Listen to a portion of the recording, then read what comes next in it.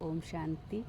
आज ना ये चिंतन चल रहा था कि जैसे हम लोग जो ये सब कथा कहानियाँ सुनते आए हैं, इससे हमें शिक्षा लेनी थी, हमारे जीवन में उसको रिलेट करके समझना चाहिए था। लेकिन हम लोगों ने क्या किया कि सिर्फ कथा कहानियों को उनको पढ़ लिया, उसको अपने जीवन से रिलेट नहीं किया, तो शिक्षा भी नहीं ले पाए, है ना। दूसरे की कहानियाँ ये मान के चलते रहे और बस पढ़ पढ़ के आनंद लेते रहे, लेकिन उससे शिक्षा क्या लेनी है हमें और जीवन में उसको कहाँ उपयोग करना है, ये इस मामले में हम मनुष्य लापरवाह हो गए। तो हमारे यहाँ जैसे अब रामचरितमानस है ना, तो राम के चरित्र को मन में धारण करना, मानस माने मन में धारण करना राम के चरित्र, है ना। अब श्री राम के बारे में जब पढ़ रहे हो तो वो कैसे थे, क्या क्या उन्होंने जीवन में किया, क्या क्या त्याग तपस्या करी, उसको समझ के उसको जीवन में अप्लाई करना, तब तो महत्व है उस शास्त्र का। रामचरितमानस, तो चरित्र को मानस में मन में धारण करोगे तब तो कोई मतलब ही नहीं। तो दूसरे की कहानी है, वो दूसरे की कहानी से आपको क्या फ़ायदा हुआ, है ना। तो ऐसे ही अब जैसे रामायण में बताते हैं, जैसे कहते हैं ना कि सीता का अपहरण हुआ, रावण ने अपहरण किया, लंका ले गए। लंका से फिर सुरक्षित कैसी रही वो लंका में, तो वो किसके कारण सुरक्षित रही, वो जब हनुमान गए, वो राम की याद में थी, और हनुमान जब गए तो हनुमान ने उनको वहाँ से मैसेज दिया और फिर श्री राम जी ने आके उनको उस जगह से निकाला। तो ये जो राम है, राम कौन, सीता कौन, है ना, हनुमान कौन, रावण कौन, ये जानना हमारे लिए ज़रूरी था। पर हमने एक कथा कहानी को पढ़ लिया और बस फिर किसी और का ये कहानी है, उस कहानी से फिर मज़े ले लिए, प्रदर्शन तो कर लिया, लेकिन हमने क्या सीखा उस कहानी से। तो एक्चुअल में ये कहानियों से हमें सीखना था।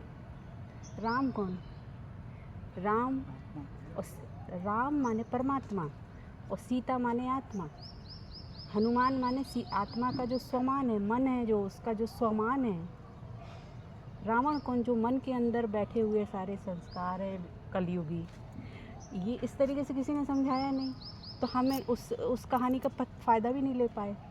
हम मनुष्यों ने सिर्फ उसको पढ़ के धार्मिक बन गए, लेकिन हमने उससे शिक्षा क्या ली।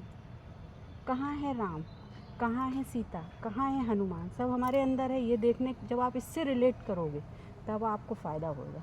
दवाई को सिर्फ देखने से थोड़ी ना फ़ायदा हो जाएगा, दवाई को करना लेनी पड़ेगी तब फ़ायदा होगा। इस तरीके से किसी ने दृष्टि नहीं दी, इस तरीके से नज़रिया किसी ने नहीं दिया, इसलिए उसका फ़ायदा नहीं ले पाए। वरना शास्त्रों में तो इतनी गहरी गहरी बातें है ना। तो अब हनुमान ने जब सीना खोला, देखा कि राम और सीता थी, माने क्या, आत्मा और परमात्मा। तो वही आत्मा और परमात्मा का ज्ञान जो परमात्मा आपको दे रहे हैं कि आत्मा और परमात्मा, तीन का रोल होता है हमेशा इस सृष्टि में। जैसे कोई फिल्म होती है तो उसमें हीरो, हीरोइन और विलन मेन होते, बाकी तो सब साइड कैरेक्टर होते हैं। इसी तरीके से आत्मा, परमात्मा और ये रावण की दुनिया, ड्रामा, अगर इन तीन को समझ लिए तो यही 3D वर्ल्ड है।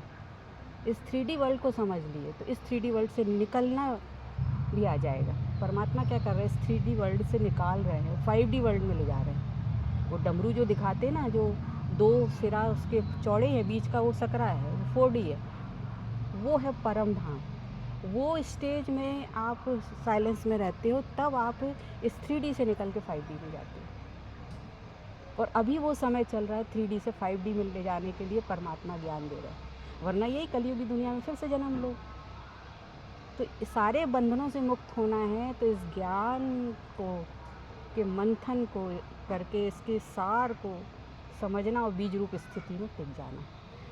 आत्मा और परमात्मा के ज्ञान के बिना कुछ भी नहीं हो सकता, मुक्ति नहीं मिल सकती, मोक्ष नहीं मिल सकता, कुछ नहीं मिल सकता। आपको कुछ कहना है? नहीं, सही बात है, समझ गए गुरुदेव। ओम शांति।